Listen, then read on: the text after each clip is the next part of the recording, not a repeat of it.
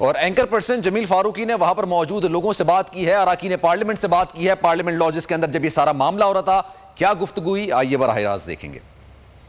खान साहब के साथ खुद यही होगा। अच्छा, जो यहाँ हुआ है ना जी जी, ये खान साहब और शेख रशीद के साथ भी होगा। जैसा करोगे वैसा भरोगे। मगर मैं एक बात बताऊं प्लीज। इनको हमने कहा जी, आपका काम है स्पीकर साहब से बात करना। जी, स्पीकर साहब अपना आदमी भेजेंगे एमएनए के पास, राइट, वो उनसे बात करें।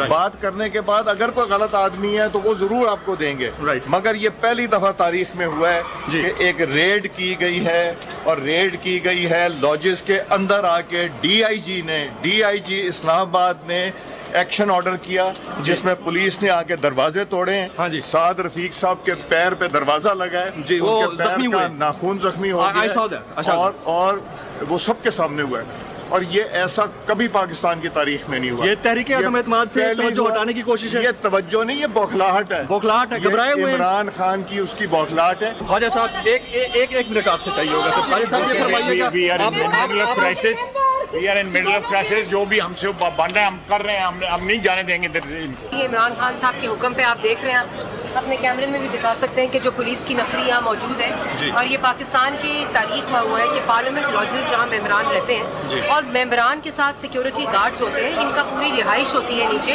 और कोई भी स्टाफ मेंबर जो मेंबर के साथ होता है वो रजिस्टर्ड होता है, उसके बगैर वो गेट के अंदर दाखिल नहीं हो सकता। तो ये तासुर देना कि यहाँ कोई ऐसी फोर्स बंद है, और 2 कमरे होते हैं जी, और कोई फोर्स जिसके पास कोई डंडा हो, बंदूक हो, कोई चीज ऐसी हो जिससे कोई तासुर हो, कोई हमला हो, यहाँ तो ऐसे लग रहा है किसी दहशतगर्द ने हमला कर दिया।